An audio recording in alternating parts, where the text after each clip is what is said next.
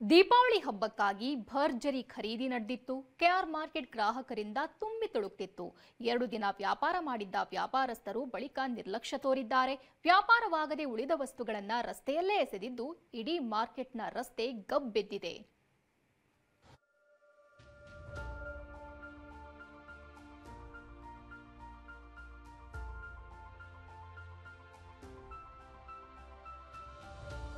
ಗ್ರಾಹಕರ ದಂಡೆ ನೆರೆದಿತ್ತು.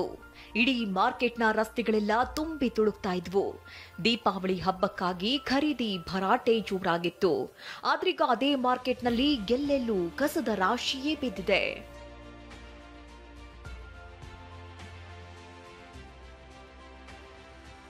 ಮೊನ್ನೆ ನರಕ ಚತುರ್ಥಿ, ನಿನ್ನೆ ಲಕ್ಷ್ಮೀ ಪೂಜೆ, ಇಂದು ಬಲಿಪಾಡ್ಯಮಿ. ಹಾಗಾಗಿ ಕೆಆರ್ ಮಾರ್ಕೆಟ್ ಸೇರಿದಂತೆ ಹಲವು ಏರಿಯಾಗಳಲ್ಲಿ ಭರ್ಜರಿ ವ್ಯಾಪಾರ ನಡೆದಿತ್ತು. ಆದರೆ ವ್ಯಾಪಾರದ ಬಳಿಕ ಉಳಿದ ಹೂವು, ಹಣ್ಣು, ಬಾಳೆಕಂದು, ಕುಂಬಳಕಾಯಿ, ತುಳಸಿ ಸೇರಿದಂತೆ ಹಲವು ವಸ್ತುಗಳನ್ನ ಪ್ಲಾಸ್ಟಿಕ್ ಚೀಲದ ಸಮೇತ ರೋಡ್ ಮಧ್ಯದಲ್ಲೇ ಫುಟ್ಪಾತ್ ಮೇಲೆ ಎಸೆದು ಹೋಗಿದ್ದಾರೆ.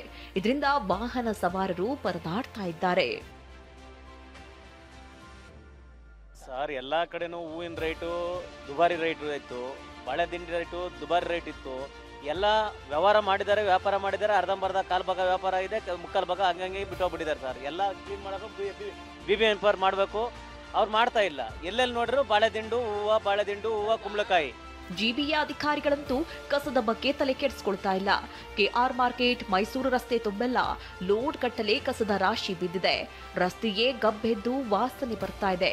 ವ್ಯಾಪಾರಸ್ಥರ ವಿರುದ್ಧ ಸಾರ್ವಜನಿಕರು ಕೂಡ ಬೇಸರ ವ್ಯಕ್ತಪಡಿಸುತ್ತಿದ್ದಾರೆ. ತುಂಬಾ ಕಷ್ಟ ಇದೆ ಸರ್. ಮೊನ್ನೆ ಎಲ್ಲ ಫುಲ್ ಟ್ರಾಫಿಕ್. ತತ್ತಾರೆ, ತಂದು ಕ್ಲೀನಾಗಿ ಮಾರೋದಿಲ್ಲ, ದುಬಾರಿ ರೈಟ್ ಹೇಳ್ತಾರೆ. ಆ ರೈಟ್ಗೂ ಆದ್ರೂ ಕೊಟ್ಟರೆ ಖಾಲಿ ಆಗ್ಬೋಯ್ತದೆ, ಹೋಗ್ಬೋದು ಅವ್ರ ಊರಿಗೆ. ಸುಮ್ಮನೆ ತಂದದೆಲ್ಲ ರೋಡ್ಗೆ ಬಿಸಾಕೋಯ್ತದೆ. ಗಾಡಿ ಓಡ್ಸೋಕೆ ತುಂಬ ಪ್ರಾಬ್ಲಮ್ ಇದೆ. ಮಾರ್ಕೆಟ್ ಅಷ್ಟೇ ನೋಡಿ, ಎಲ್ಲ ಗಲೀಜು.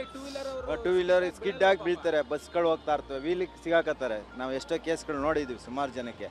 ಹಬ್ಬದಲ್ಲಿ ಭರ್ಜರಿ ವ್ಯಾಪಾರ ಮಾಡಿದವರು ಉಳಿದ ಐಟಂಗಳನ್ನ ಅಲ್ಲಲ್ಲೇ ಎಸೆದಿದ್ದಾರೆ. ಜಿಬಿಎ ಅಧಿಕಾರಿಗಳು ಕೂಡ ಕ್ಲೀನ್ ಮಾಡೋದನ್ನ ಮರೆತಿದ್ದು ರಸ್ತೆಗಳೆಲ್ಲ ಗಬ್ಬೆದ್ದು ನಾರ್ತಾ ಇದೆ. ಕಿರಣ್ ಸೂರ್ಯ, ಟಿವಿ9 ಬೆಂಗಳೂರು.